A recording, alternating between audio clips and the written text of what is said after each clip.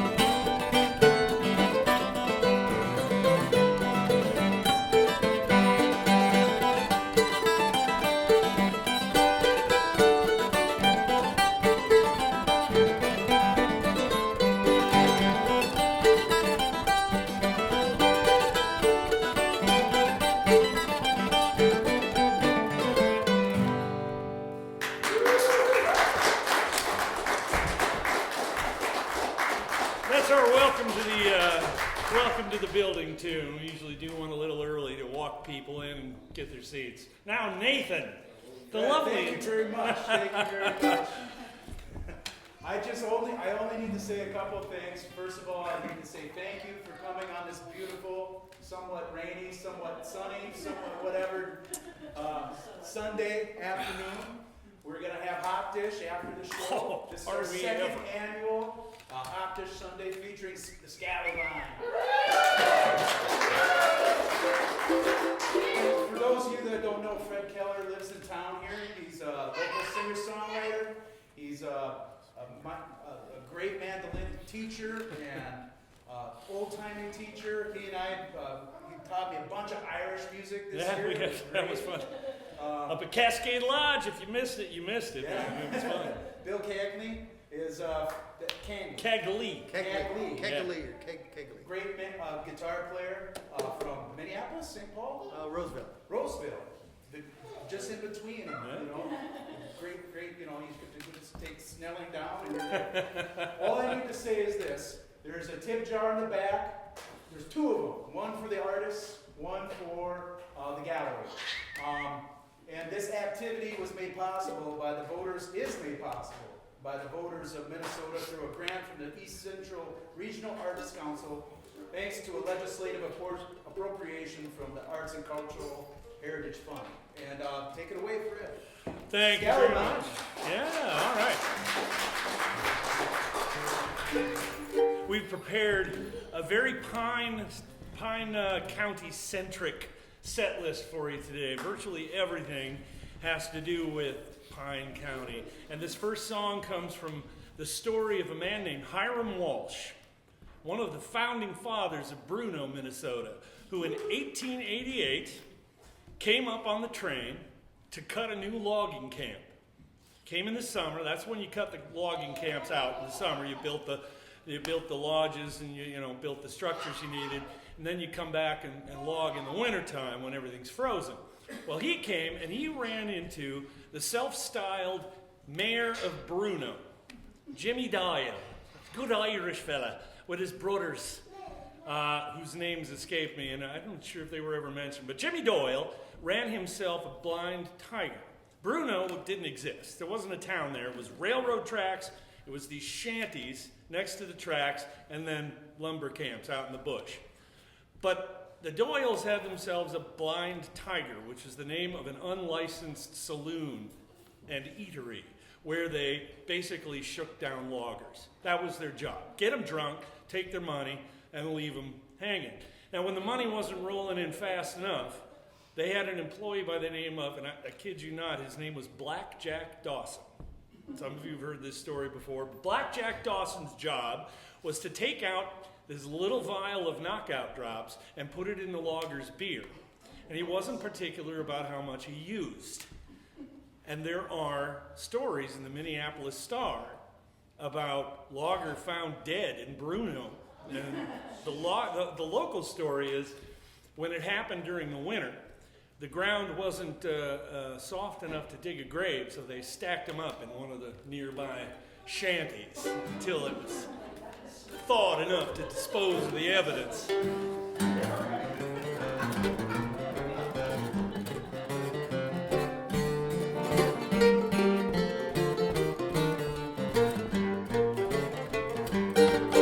Well, the pines, they say, claim a sweeter day. There's a million ways to die. Crushed by a skid, or sliced by a rake, or a PB in the eye. I ain't scared of the cold or the blind snow. I ain't scared of runaway oxen, but I shiver like a bird when I catch a word about the Doyles and Blackjack Dawson. Because the three little drops in the bottom of your glass are gonna make you a little bit. Three little drops in the bottom of your glass, and that room starts spinning and your legs ain't right. Three little drops in the bottom of your glass and reach the end of your storeroom. Three little drops in the bottom of your glass are gonna carry you straight to glory.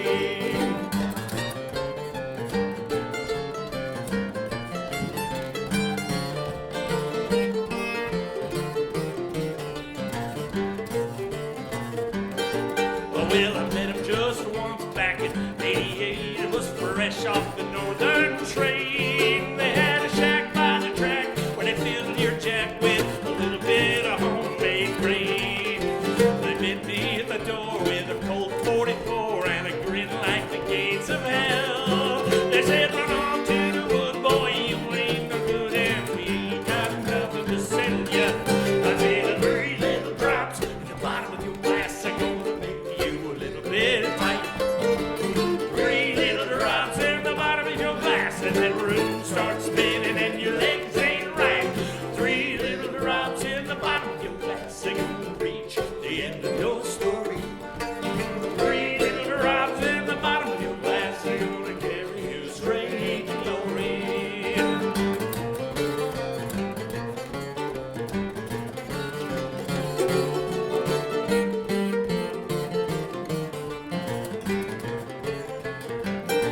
Well, that night I heard a voice in the dark says, boys, this one's all done in. Oh, rack 'em, stack 'em, he ain't coming back, and he won't thaw out till spring.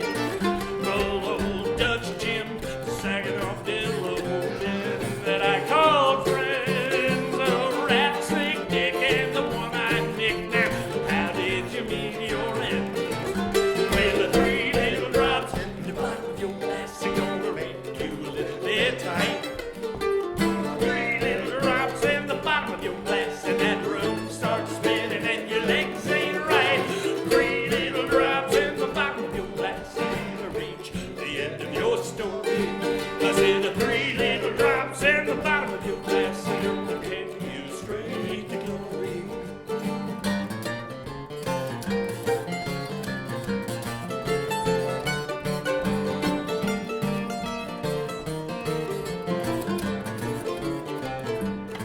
Well, the pines, they say, claim a sweet day. There's a million ways to die. Crushed by a skid, or sliced by a rake, or a PB in the eye. I ain't scared of the cold or the blinding snow. I ain't scared of runaway oxen, but I shiver like a bird when I catch a word of the Doyles and Blackjack Dawson. Well, the three little drops in the bottom of your glass make you a little bit tight. Three little drops in the bottom of your glass, and that room starts spinning and your legs ain't right. Three little drops in the bottom of your glass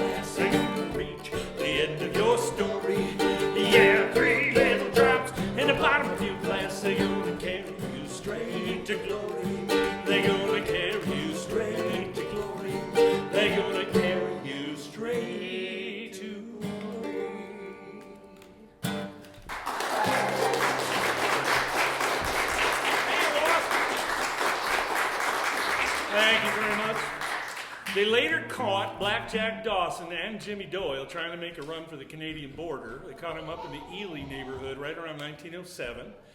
They convicted them. They had the drops on them for whatever reason. And they spent a good portion of the rest of their lives in the Stillwater State Prison. And that is one of the founding Bruno stories. This one doesn't have any particular, this is just a Minnesota-centric story. When you play old-time music, like Bill Cagley, everybody, let's hear it for Bill. Yeah. I'm very lucky to get to play with Bill. He's a musician's musician. He's been doing this for closer to 50 years than he'd like to admit, probably. When you play this kind of old-time music, and I know old-time around here is the Shimolevsky Fun Time Band, the polka stuff, right? But old-time for us is the Appalachian-style old-time. You hear a lot about places and things you've never seen. You might not have ever been south of the Mason-Dixon line. There's an awful lot of songs about flowers and trees, magnolias, and all kinds of different stuff that we don't necessarily know about. So I happened to be at the St. Croix State Park some years ago, and I found myself close to the river, surrounded by these lovely 4, 5, 6 foot tall purple flowers. And I had no idea what they were. Anybody want to venture a guess what Purple looser. No. But you're sort of in the right area. Joe Pye weed.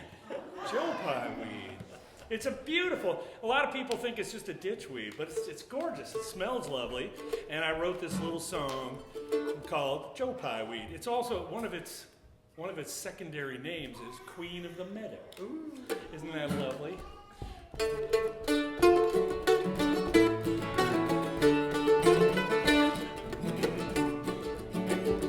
Neon signs flash all night, 3 a.m. and the junkies fight. I know what I want, I know what I need. I need to dance in the middle of a meadow full of Joe Pye weed. Well, I belong to the queen of the meadow and the drone of the honeybees. I will go, and I know I will find her waiting in the sun for me. I know what I want, and I know what I need. I need to dance in the middle of a meadow full of Joe Pye weed.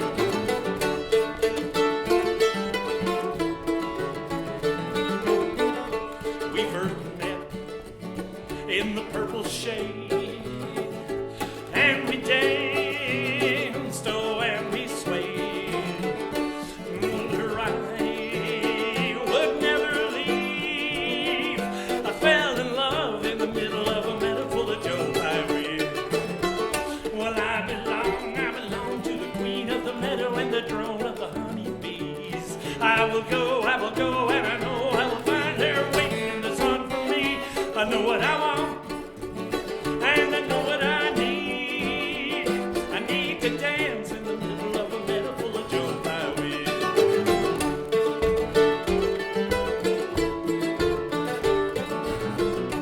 All that spring and summer too, borrowed time, just me and you. Now come the fall, though I did bleed, I was alone in the middle of a meadow full of Joe Pye weed. Well, I belong to the queen of the meadow and the drone of the honeybees. I will go, and I know I will find her waiting in the sun for me. I know what I want, and I know what I need. I need to dance in the middle of a meadow full of Joe Pye weed.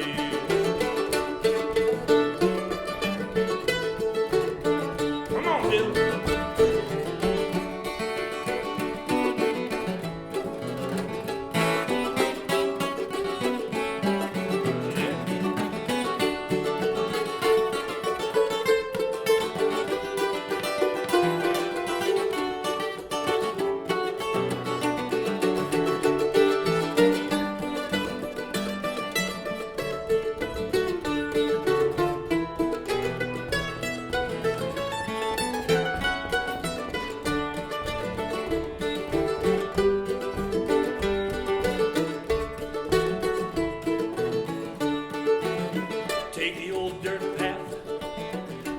logging road. Kick off your shoes and drag your toes. The river curls by the swaying reeds, and the sun like butter on a meadow full of Joe Pye weed. Well, I belong to the queen of the meadow and the drone of the honeybees. I will go, and I know I will find her waiting in the sun for me. I know what I want, and I know what I need. I need to dance in the middle of a meadow full of Joe Pye weed. I need to dance in the middle of a meadow full of Joe Pye weed.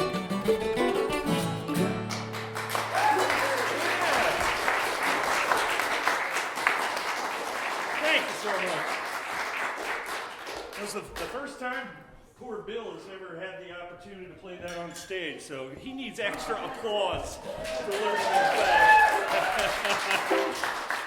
All right, I'm going to try to, we've got a lot of songs planned, so I'm going to try to tell the abbreviated version of these stories, but this is about... Can't be done. Probably not. Yeah, I spend a lot of time alone, so when I get up on stage, it's like, well, I get to talk. This is about Mr. Koski. How many people here have heard the story about Mr. Koski? I know some of you have. This is about Mr. Koski who, well, let's back up a little bit. This is a Finnish story. Mr. John Koski. He was a Finn. Laura, big time Finn. Koski wrote all the time. Do you? And her last name is Polari. Is that a Finnish name too? In Finland it would be Polari. Folari, okay. Any other Finns in the area? We got a lot of them. Finlayson is called, is this where the Finns live, but not because of the name of the town. The name of the town is a Scotsman who used to work for James J. Hill. You work for James J. Hill, and you did a good job. Sooner or later, they named a town or a depot or something after you. But there were a lot of Finns there, and because I really like the sound and the feel of my tongue when I say this word, the original name of Finlayson was Nurmijärvi. Just makes me tingle. It means the place where water flows over green grass, which makes a lot of sense considering the lake and the rivers there and the marshes. So John Koski lived outside of town. In 1920, he was a 16-year-old boy, and he wanted one thing more than anything else in the world. And bear in mind, he had a girlfriend. So anybody want to venture a guess what Mr. Koski wanted? Yeah. Go ahead and tell everybody. That Model T. Yeah, he wanted a Model T Ford. He had to get a car. He needed a car. He had two problems. He didn't have a job, and he didn't have a way to work. The job thing was actually pretty easy. We live in, where? Sandstone. Sandstone had a little quarry called the Kettle River Quarry, the most horrifyingly dangerous place to work for about 100 miles. You could die in a lot of ways. TNT, the various cables would snap, the rock crusher machine. Anyway, he got himself a job there because his dad and uncles worked there, but they weren't going to start carting the kid to work with them. So he scraped together 50, 60 bucks somehow, and he got a bicycle. A wooden-rimmed bicycle, which is currently under repair, but you used to be able to see it at the Pine County Museum up in Ascove. And John Koski rode to work 13 miles one way. And he rode 13 miles back after putting in an 8, 10, or a 12-hour shift. And he did that 7 days a week over Pine County's finest washboarded gravel roads. Well, I ride along the gravel on my way to work. Yeah, I ride along the gravel on my way to work. But I wouldn't limb bike songs I can't afford and saving up my money for a T-bottle Ford.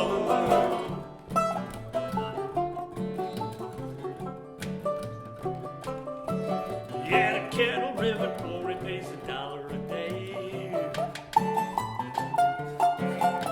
The Kettle River Quarry pays $1 a day. I'm a stone splitting, drill toting, handy boiler. I'm saving up my money for a T-bottle Ford. Come on, Bill, play the blues now.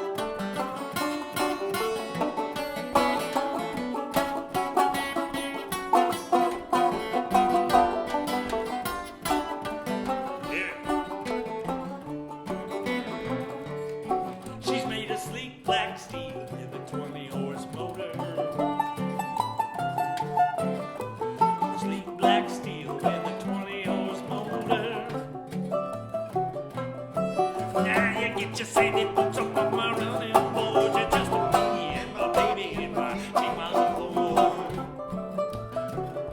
Yeah, Mr. John Koski rode that bike to work 7 days a week, 13 miles one way, 13 miles back, for 3 years, 12 months out of the year, till he had himself $500 saved up, which is what it cost to buy yourself a brand new factory issue Model T Ford. And then, well, he put the bike away and he drove himself to work. And he worked at the quarry for 7 more years until he had enough money saved up to marry his good gal and settle down in the comparatively safer occupation of farming. Now, Mr. John Koski. Thank you very much. Wow, right ahead. You have a question, young lady? Yes, I do. Please. Not to sound rude, but, your mandolin, Yeah. did it used to have a previous job? Yes, Who but here worked? rude is the right adjective. Maybe crude even? Yeah. Now this, for those of you who worked in healthcare, anybody out there, this is a commodium. So right there. And it was built by a man named Keith Carey in Winters, California.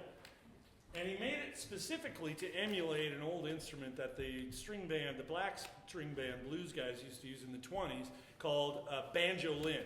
It was a little banjo. It looked like a little banjo, but it was strung up like a mandolin, and it Cut like a skill saw. Yeah. It wasn't very dainty. It was very... It was loud, it was shrill, it was just awful. This has a resonator cone in it. This is a bedpan. This is a metal bedpan. This is a hospital dinner tray lid. This is a fork to hold the strings on. And it's got a resonator cone. It's still loud enough. I could shut a fiddle or banjo up every now and then. You'd think it would sound crappy, though, wouldn't you? No. Boy, they could turn on you quick here. Yeah. Kind of a gold. Well, the older I get, the harder it is to hold. So. Yeah. That's a good one. I haven't heard that one. No, just Keith's been working on wrinkles to these. Yeah. This is one of those old tunes. We like this one. This is called the Dallas Rag. It was done by Coley Jones and the Dallas String Band around about 1925.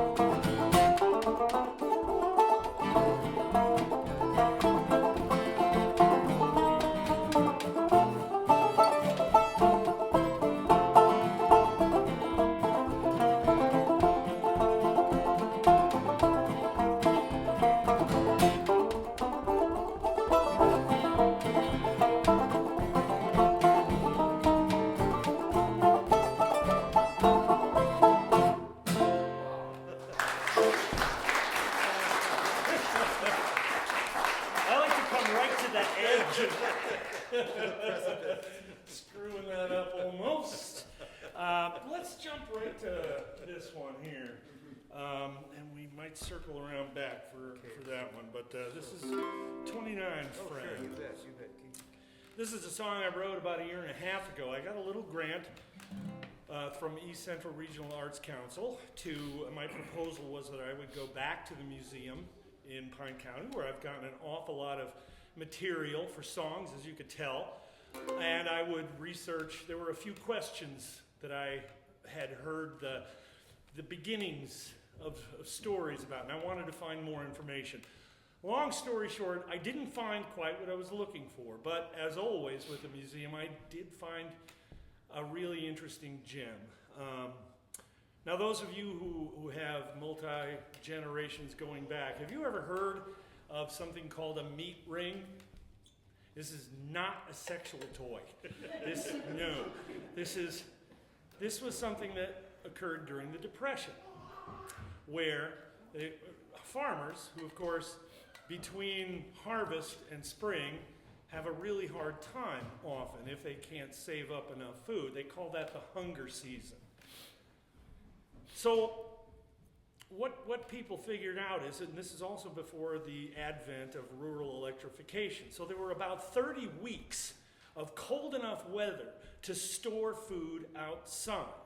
So they figured out that if 30 people got together, each family raised one steer, on Friday they would butcher it, and then they would deliver an equal cut to every person in the ring. It's called it a meat ring. You cannot, no matter how you try, make the words meat ring poetic, nor can you sing them. So I call this 29 Friends. All right. 1, 2, here we go.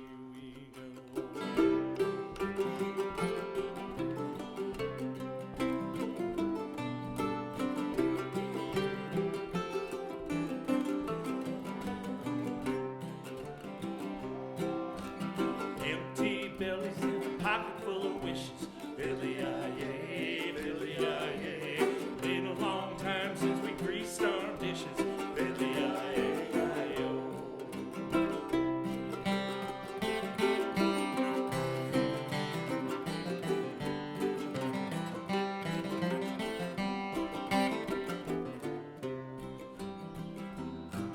Well, I went to my neighbor with my hat in my hand.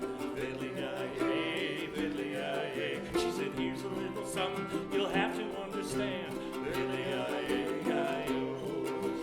You can believe what they tell you in the papers. You must be doing it wrong.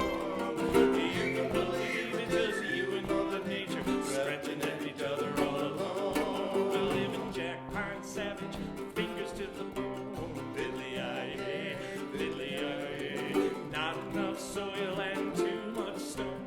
Billy-I-yay-I-oh.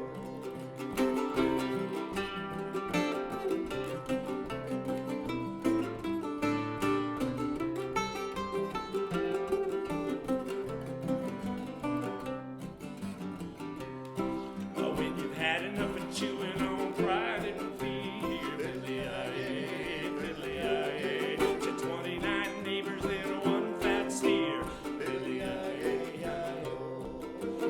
You can believe what they tell you in the paper, that you must be doing it wrong. You can believe it just you and Mother Nature scratching at each other all along. We live in Jack Pine Savage, fingers to the bone. Billy-I-yay, Billy-I-yay.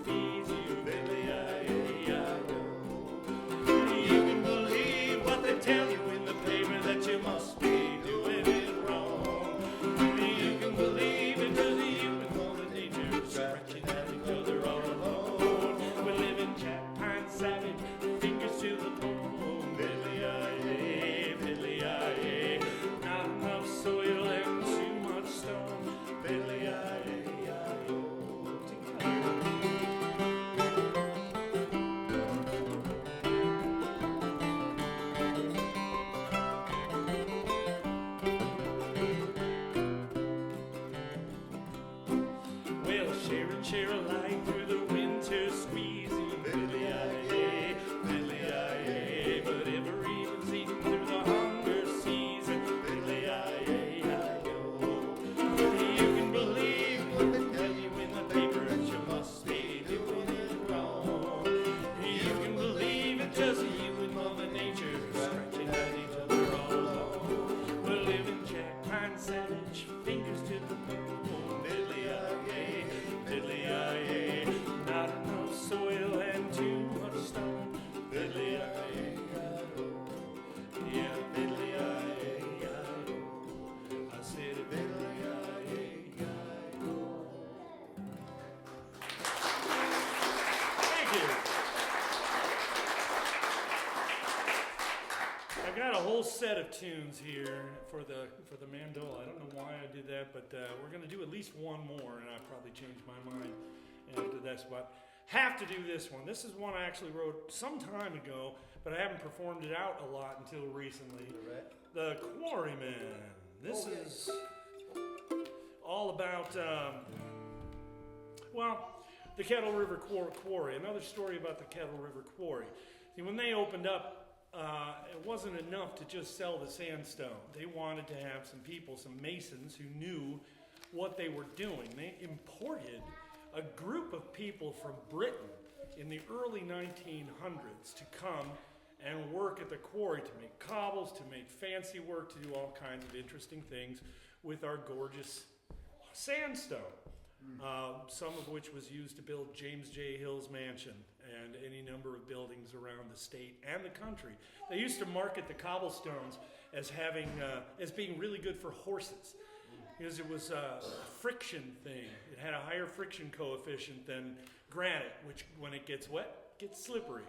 At any rate, these folks, these men that were brought over here, were known locally as the Brassy Boys, because they cut quite a swath through the social set of sandstone, such as it was at the time.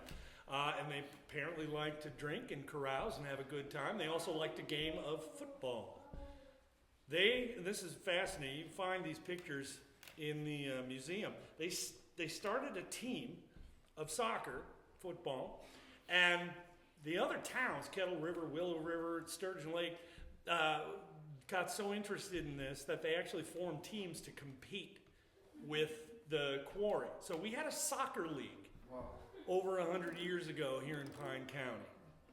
But what struck me was how weird, having been to England once and Ireland a couple of times, how weird it must have been for these gentlemen to be plunked down in what was still really... Tell them about the brick. Oh, thank you for that reminder, yeah. One of the gentlemen, I learned this just a few months ago, one of the Brassy Boys' names was Art Martin. Art Martin, A.M. If you walk out the front door of this building and look to your left as you walk out, you will see a block of stone that Art Martin shaped and carved his initials into. It's upside down, but there's an A and an M right outside the front door in the corner here. I just thought that was cool as hell when I found that out.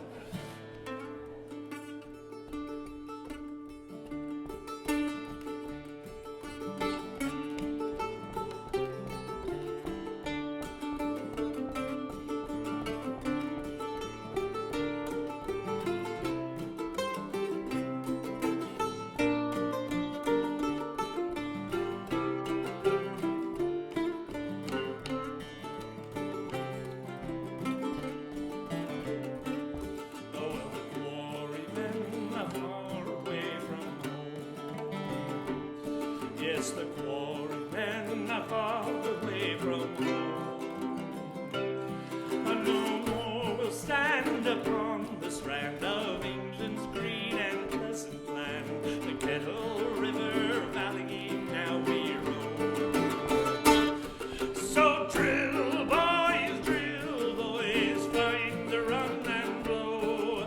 The quarrymen rise up again amid the sandy snow.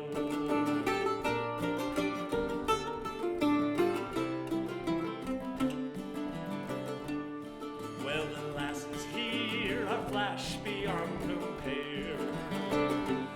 Yes, the lasses here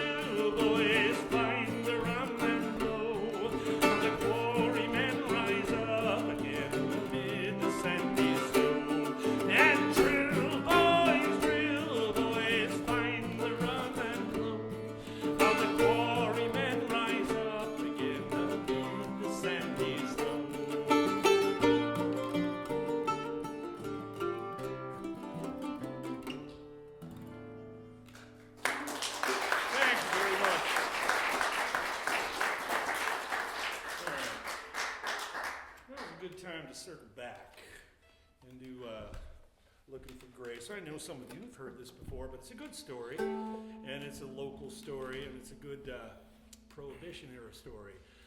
In the Pine County Museum, I found a newspaper article on the wall from 1955 that detailed the story of a man, nameless man, who had walked 300 or 400 miles from wherever to Moose Lake, Minnesota. And we won't go into that. We've told that joke enough for this year, I think. Yeah, you can ask me later. He found a man, he was looking for a guy named Charles R. Grace. And he found him. He was an older man by this time, living in Moose Lake. So this unnamed man apparently apologized and handed over every dollar he had to his name, which was something close to $90.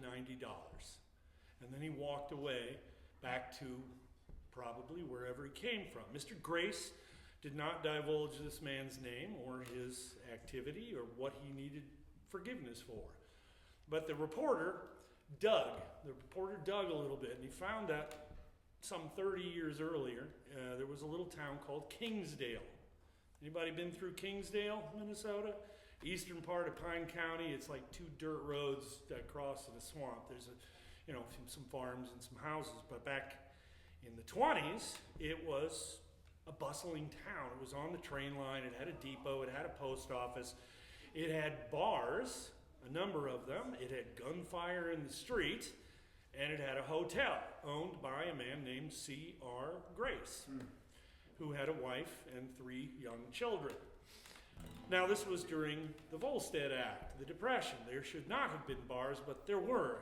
And that was because just over the St. Croix River in the northwest woods of Wisconsin, there were something like 20 moonshine stills operated by organized crime, running at full tilt to supply the Twin Cities and locals with hooch.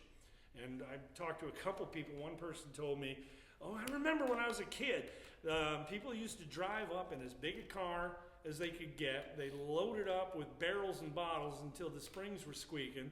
They top it off with dead chickens and rotting vegetables so nobody'd search the car. And then they go make a buck or make a party.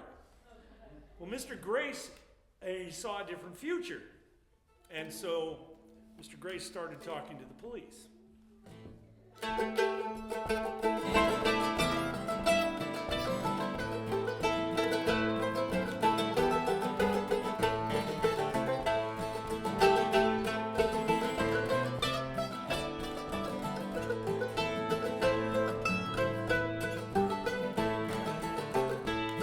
When I was young, I spent my days on crooked roads and wicked ways at the moonshine stills with the rough and rowdy men.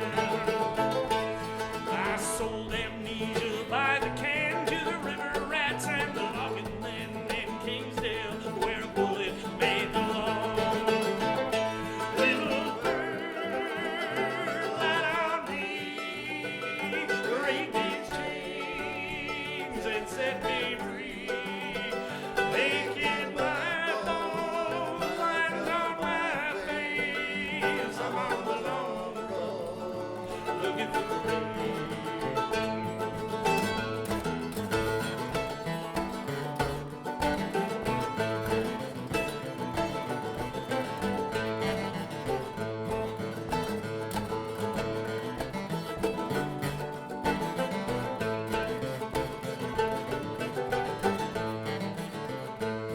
Well, C.R. Grace kept an honest inn when he dreamed the town was free of sin, but he called the law for that he had to die. Well, when the order came on a Monday night, and I filled a pail with dynamite, and I set the fuse, I sat back to watch it blow. Little bird, light on me, break these chains and set me free. Aching my bones, land on my face. I'm on the long road, look at the grave.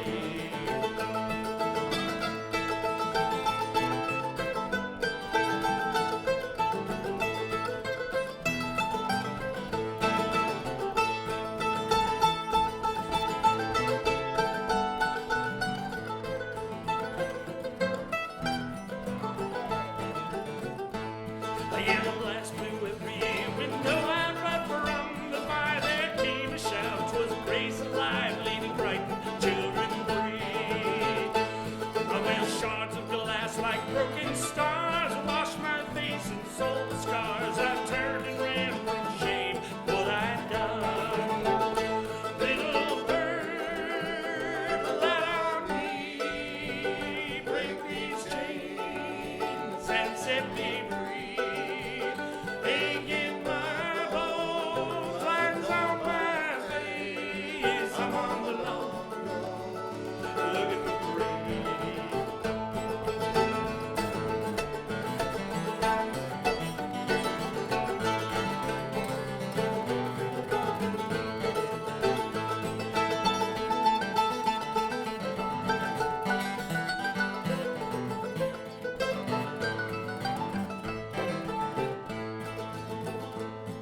Well, 30 years I ran in vain, 30 years I dragged that chain that bound me to the ECRAC Hotel. But a man can only be so strong, a man can only run so long from the shadows of the deeds that he has done. Little bird, light on me, break these chains and set me free. Aching my bones, lines on my face. I'm on the long road. Look at the grace. Little bird, light on me, break these chains and set me free. Aching my bones, lines on my face. I'm on the long road. Look at the Thank you very much. All right. As always, I have far too many songs and stories to tell. We'll see if we can get 3 more in, but we're going to do this fiddle tune because I have Uncle Hans's mandolin. This is the 5th mandolin that a couple of years, 3 years ago, I had known this story that my Uncle Hans played mandolin. It was something of a myth. Nobody really knew for sure. But a few years ago, my cousin Fred came, visited, and said to me, well, yeah, I hear you play the mandolin. Did you know that Uncle Hans, my father, played the mandolin? Well, do you want it? Again, it was all I could do not to shake him down for the thing right then. Turns out it's a 1940-ish vintage Stradolin, kind of a run-of-the-mill mandolin meant for the masses. It's not worth tons, but it sounds nice and it's, it's fun. Got mojo. Nobody else in my family, as far as I know, plays music. And what are the odds that the one guy who had an instrument, and it was a mandolin. So this is... And his name was Fred, for God's sake. Well, no, that was my cousin. Oh. Hans was my...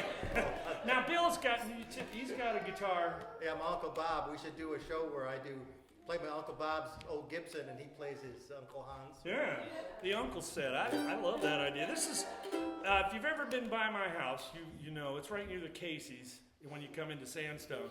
And right now it's hard to see because of all the jungle vegetation, but there's a stone wall there. And we found out after we moved in that it served a number of purposes. It was a building. Originally, it was apparently a rutabaga warehouse, going back to the 20s and 30s. After that, it was a lumber yard. As I was digging gardens there, somebody pulled up and told me, yeah, we used to go in and we'd buy a crate of dynamite and we'd make our own fireworks. Show me your hands, how many fingers you got. And then it was Mr. Lundorf's workshop where he built boats, catamarans, trimarans apparently. I've never seen one, but I've heard some great stories. He sailed them all the way down to the Gulf of Mexico. When I was digging, I happened to put my shovel through a hornet's nest one day. So this is a fiddle tune that I wrote called Fred Digs Up a Hornet's Nest.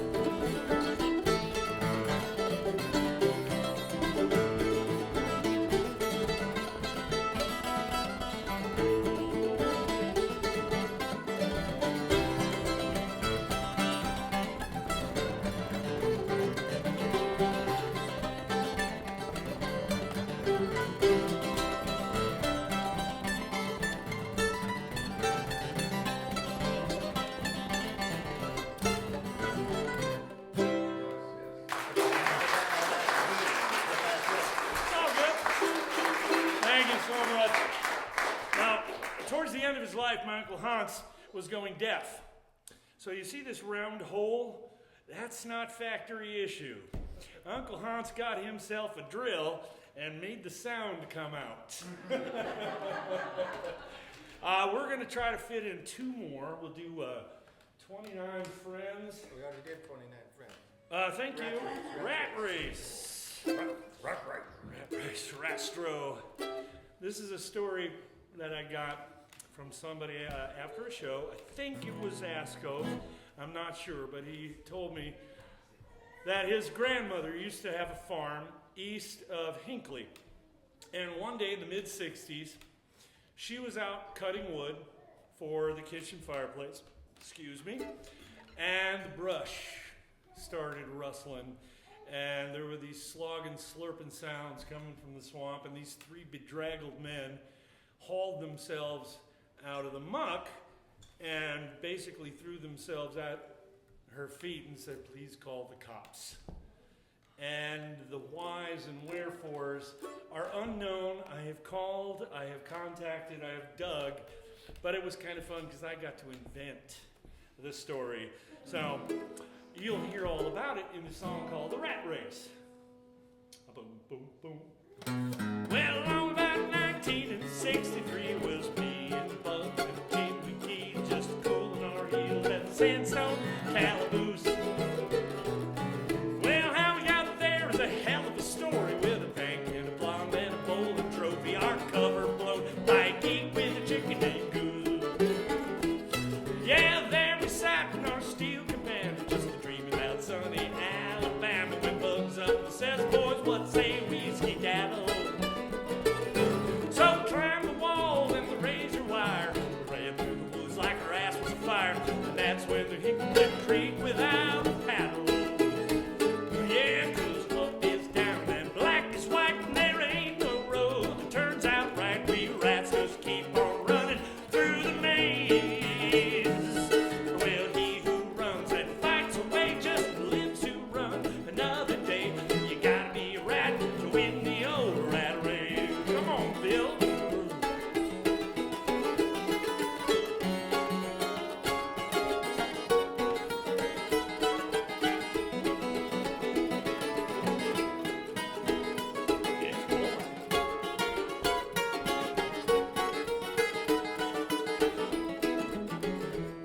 You see, there ain't but an acre of firm, dry ground in the sandstone swamps for miles around. And in a New York minute, we was in it up to our necks. Yeah, we slid and we slipped and we slogged and we slurped. And after a week, we was plumb disturbed. After 2.5, well, we was a mite perplexed. Yeah, when we come along about the 31st day, we figured we'd pass through Iowa. I reckon we'd swum the Mississippi twice. Well, a couple months later, we forgot John Law, 'cause the skeeters and ticks had done ate us raw. Hadn't seen a sliver of sun in 7 days. Yeah, Bugs and McGee were crawling down on their knees, and we might have been in old Tennessee, but freedom wasn't worth this endless damn malaise.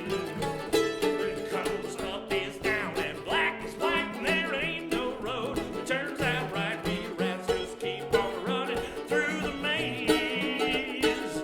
Yeah, he who runs and fights away just lives to run another day. Yeah, you got to be a rat to win the old rat race.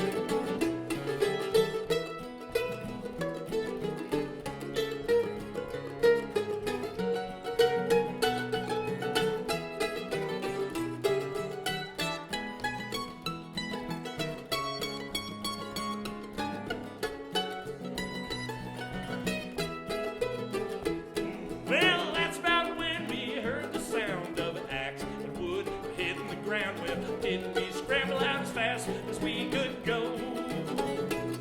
Yeah, there stood Lady Liberty to take us back to captivity. I said, "Call the cops, lady, please, but we gotta know. Well, how far left to Alabama, Mississippi, or Texarkana? I know we done cruised right through old Tennessee."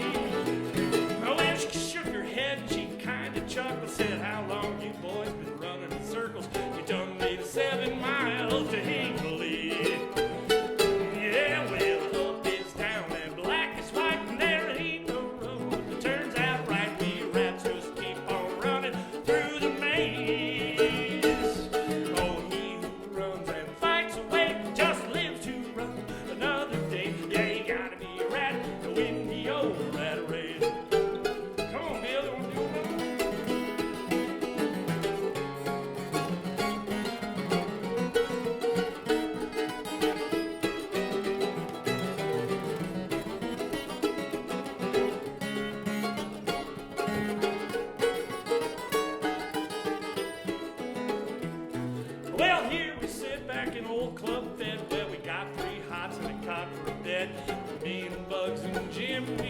don't mind.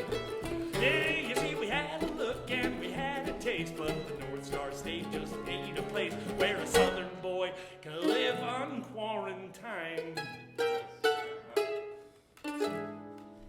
Thank you very much, Mr. Bill Cagley.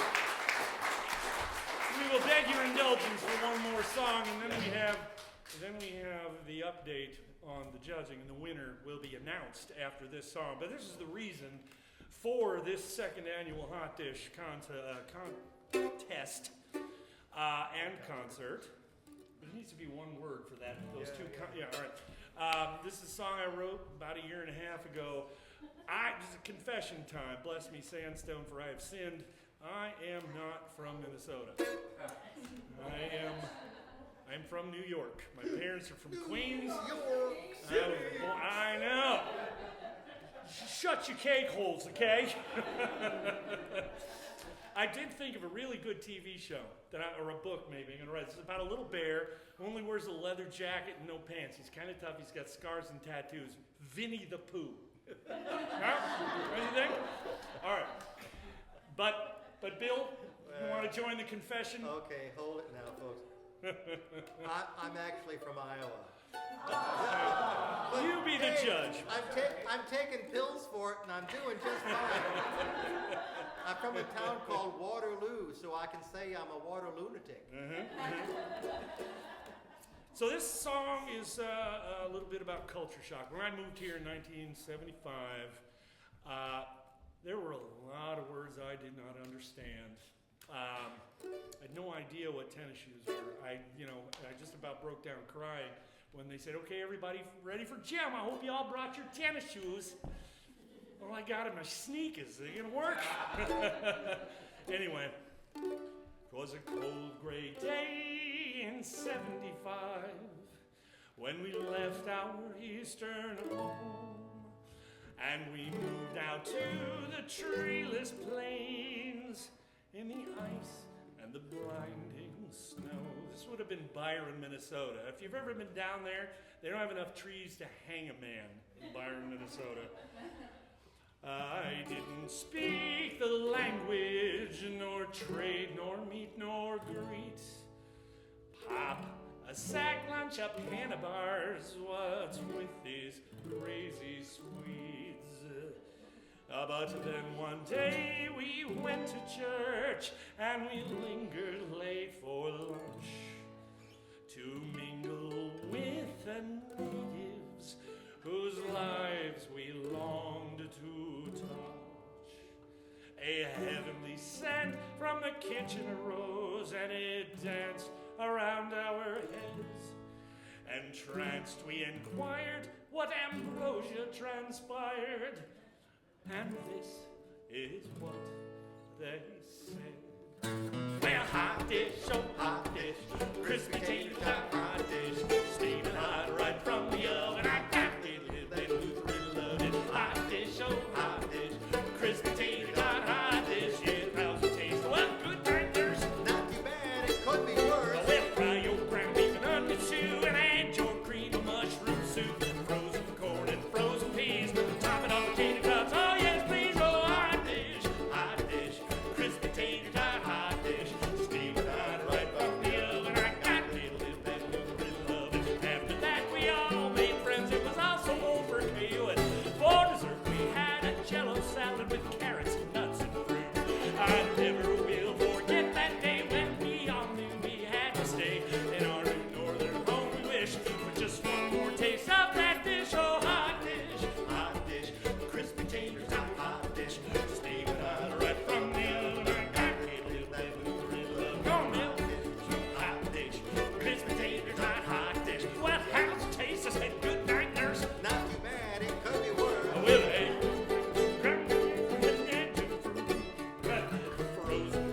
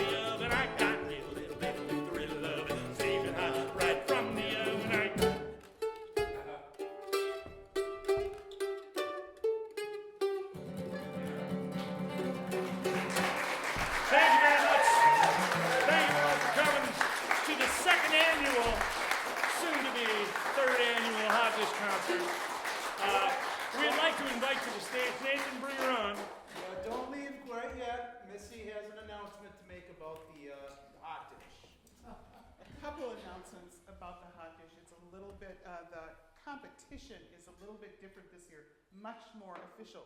We used the rules from the Polk County Fair. If you can't trust Polk County, who can you trust? Who can you trust? And the prize, similar to last year's, actually the same. Mention who won last year. Just a minute. Oh, I'm sorry. It's our anniversary today.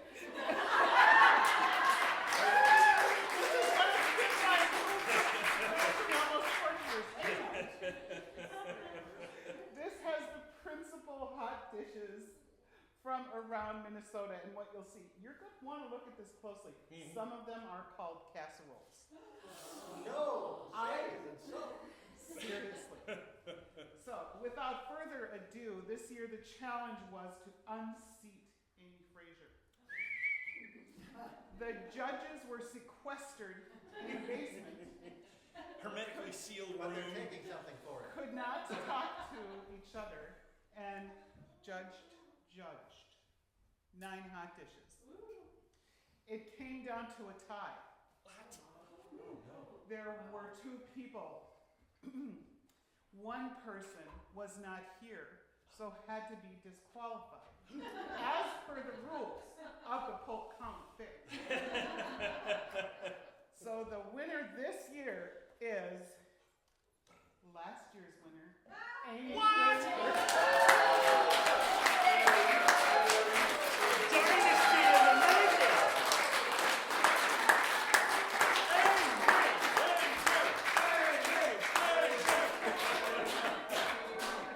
And so you have a, here, would you like to say anything? So what was her speech? Which one was hers? She can start lighting the bathroom with them. So we gotta dash downstairs real quick to sit up. So give us like 5 minutes and like have Fred tell a joke or something. Buy some art. Buy some-